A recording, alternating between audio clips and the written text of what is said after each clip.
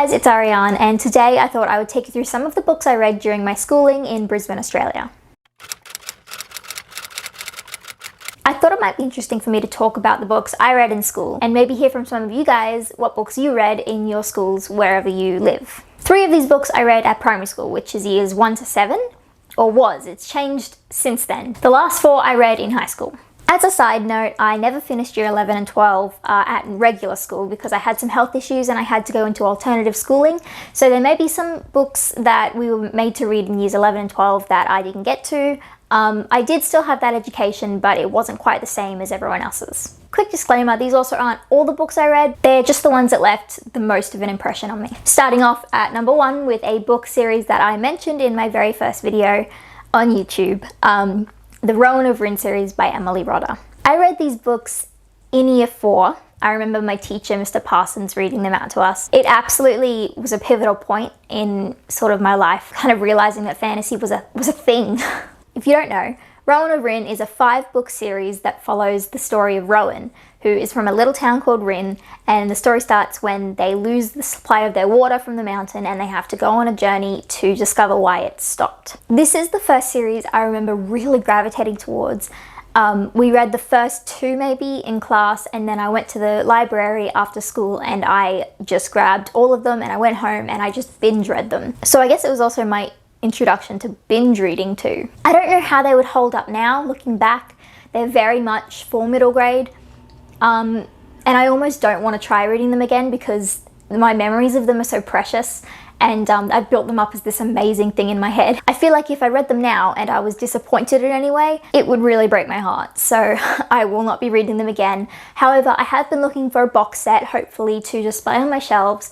I don't know where to find it. I've looked on Amazon, but they're actually not easy to come across. So if you have any ideas, please let me know. But yeah, this was definitely where my love of fantasy began. It was, I guess you could say, my gateway drug into the world of fantasy books. Before this, I didn't really know that fantasy existed as a genre. I really treasure these books. They're honestly fantastic. I don't really remember what we read them for or if it was just a time filler thing, but I remember it being the first full sort of novel that I read in school, and I loved it. Next up is a book that I read on my own first, but then I reread in year 7 at school, and that is The Lion, the Witch and the Wardrobe by C.S. Lewis. This is the first in the Chronicles of Narnia series. I'm sure you've heard of Chronicles of Narnia. It's a pretty huge series. It's sort of the original portal fantasy, and there's something so wholesome about it that I just absolutely love. The first time I read this book, I was in New Zealand, and it was my birthday. My uncle lives in New Zealand, and we were visiting him,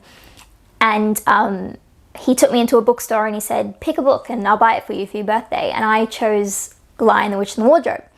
And I remember I read it within a few weeks. I was a much slower reader then. And I loved it. I absolutely adored it. And then I watched the movie, and the movie was phenomenal. Such a fantastic series. I just love it. But for as much as I loved it, I sort of forgot about it until year 7 when we had to read it for class. We analysed the whole book chapter by chapter, and then we were sorted into small groups to perform a scene from the book for our class.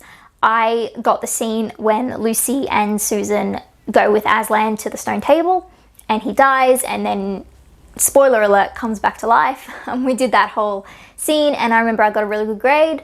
You know, not to brag. The whole series is so good and definitely worth a read if you haven't already. But just focusing on The Lion, the Witch and the Wardrobe as a singular book, it's so much about redemption and family and forgiveness. And I think something about that really drew me. I really enjoyed Edmund's character. I can empathize with the siblings in a lot of ways, especially Peter being the eldest. I'm the eldest of my family. And I think every kid wants to feel special. Every kid wants to think that they're the queen or the king of some faraway land, and Narnia really was the first thing that made me think this could happen. You know, there is magic in the world. It made me feel like there was a fantasy land out there waiting to crown me its queen, and that made me feel really special. Okay, the last book I read in primary school was very different to the first 2. It's Mao's Last Dancer by Li Xuanxing. This is the true story of a boy from China who's plucked from his village to go to the country's best ballet school and learn to be a ballet dancer. He goes on to become one of the greatest dancers of his generation. This is the only memoir on this list. Well, it's not really a memoir, it's written as fiction, but it's a true story. Before reading this book, I don't think I really realized how much true stories could move you in a way that fiction can, but in a different way. I feel like knowing a story is true and knowing it happened in our world and these things are factual and they went on at one point in history, and there's something so moving about that. I remember being bored at first. I thought, why are we reading this book? It's really slow, it's not teaching me anything, but as it went on, I came to really love it. I think my favorite part was learning all about China during that era and how it worked. I think I had never been overseas except to New Zealand, but if you're Australian, you know that doesn't count. So I'd never been overseas, so I'd never really learned about culture differences, and I never had realized that culture differences could be so huge. So reading this, I really got to sort of understand that in other parts of the world, things are done completely differently. It's a whole new world, and there was something really intriguing about that. I loved it. There is a movie of this as well. I have seen it. It is phenomenal. Absolutely would recommend. The book, however, is probably my favorite because it goes into so much more detail, but the movie is fantastic too. Okay, so in year 8, I started at high school, and I found suddenly that instead of having the books read to us as a whole class, we were given the books and had to read them on our own. The first book I remember reading at high school in year 8 was Artemis Fowl by Owen Colfer. This is a middle grade series about a 12-year-old genius named Artemis Fowl who kidnaps Holly Short, a fairy and a captain of the guard in the fairies, basically police force. I have to admit I wasn't entirely enthralled in this series, which I think is strange because on paper it sounds like something I would absolutely love. But the reality is that I didn't really click with it. I think I felt the writing to be just a little bit flat as well. I didn't really think it was anything special, even at that age. There wasn't really enough emotion, and the main character was sort of an unlikable jerk. So for those reasons, this is my least favorite book on this list. However, I still think I got something out of reading it, that being I kind of learned what I don't like in fiction, which I think is just as valuable to know as what you do like. But I do remember dreading English class during the reading of this book because the bad thing about school is you can't DNF a book just because you don't like it. You have to finish it. So that sucked. I know this book is very dear to a lot of people, so please, I'm not saying you shouldn't like this book. It's a good book for what it is. I think just at the time that I read it, I didn't click with it. There's a movie, I've heard it's really bad. I don't know, I haven't seen it myself, I can't say, but I probably will watch the movie eventually just to see how it adapts. Next up is a book I read, I think in the same year, and that is 2 Weeks with the Queen by Maurice Gleicksman. Gleicksman? Gleicksman. Gleicksman. Gleicksman. Gleicksman. Probably Gleicksman. Anyway, yes, 2 Weeks with the Queen. This is the saddest book on the list. It was very, very hard to read. An absolutely heartbreaking story about a boy named Colin whose brother has cancer, and so he writes to the Queen asking her to help save him. The letter sends him on an unexpected journey. He meets a whole cast of characters, even travelling to England at one point to meet the Queen himself. Or to try. This was a case of me liking the story but not the writing. The story itself was sweet and sad, actually quite heartbreaking, and it brought up a lot of issues that looking back I'm surprised and proud, but surprised that the school let us read about. And I think it was quite fundamental in rooting me in my opinions now. Those themes are LGBTQ rights and also the AIDS crisis, which was happening around the time when this story was both set and written. It hurt my heart for so many different reasons.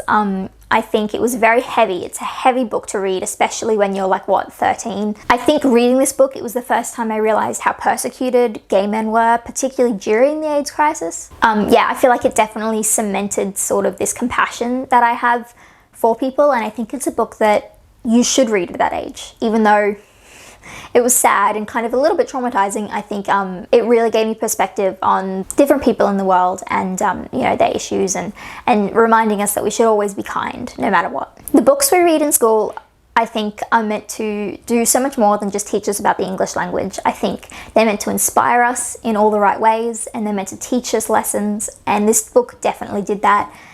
Probably the most important book I read on this list as far as content goes and lessons went. The sixth and second to last book on this list is Holes by Louis C.K. You're probably more familiar with the movie than with the novel. I don't blame you, so was I. The story follows Stanley, a young boy who is accused of stealing something and is sent to a detention center in the Texan desert. But really it ends up being about so much more than that. I remember really enjoying this book. I think the dual timeline perspective was really interesting. We've kind of followed 3 separate timelines, 3 separate stories even, sets of characters. Sometimes I don't really like the time jumps. I find them confusing and disorientating, but with this book, I think they worked really, really well. This story is about so many things. It's a fantastic book. It's about the nature of fairy tales and how they can be applied today. It's about the discrimination of race throughout history and the ethics of forced labor on children. All kinds of issues are brought up in this book, and it did it in a really digestible way. It talks about the weight of the names we carry and how they can affect us in life. I think my favorite thing about this one was the plot, how they all threaded together and in the end came together in this really heartwarming way. It ended up being very satisfying. Although while the book was very good, I prefer the film, potentially just because of nostalgia, because I saw it first and I watched it quite often. I liked it, but they're both very good. I would recommend both of them. And finally, the last book on this list isn't really a book at all, but rather a play, and that is Romeo and Juliet by William Shakespeare.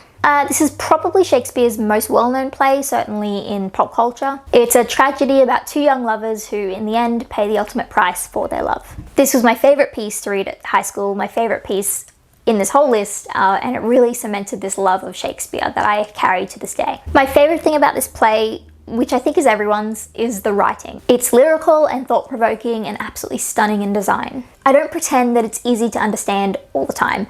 I think if I hadn't read this in class with a teacher who went through each line and sort of taught us how to examine Shakespearean language, I wouldn't have enjoyed it. I think if I read it now without that backing, I wouldn't really see its value. But now that I've studied it and analysed it, I absolutely adore it. Our teacher got us to examine each word and consider why it was chosen and the beauty of it, and it was just, I can't say enough wonderful things about this story. This is a play I recommend everyone read once, particularly if you're a writer, because one of the things we learnt about in this English class in year 10 when we read this play was how adaptable the storyline was. The teacher talked often about how Shakespeare plays became sort of an archetype for stories today. I really took that to heart, and some of my all-time favourite movies are Shakespeare retellings, from 10 Things I Hate About You, to Lion King, to She's the Man, and Warm Bodies, which is also a book, which is also a retelling of Romeo and Juliet. I love how adaptable the concepts of Shakespeare stories are. They're so meaty, if that makes sense. Is that gross? You know what I mean.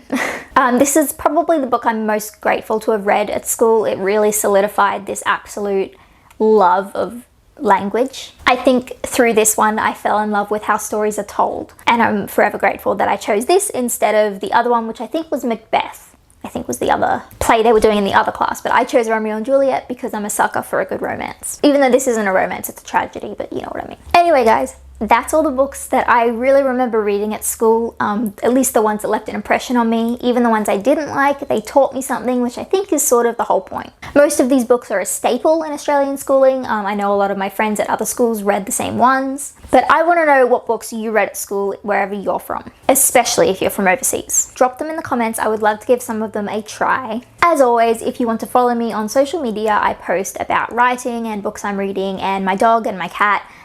All the handles will be below. As always, thank you for watching, and I'll see you again soon with another video.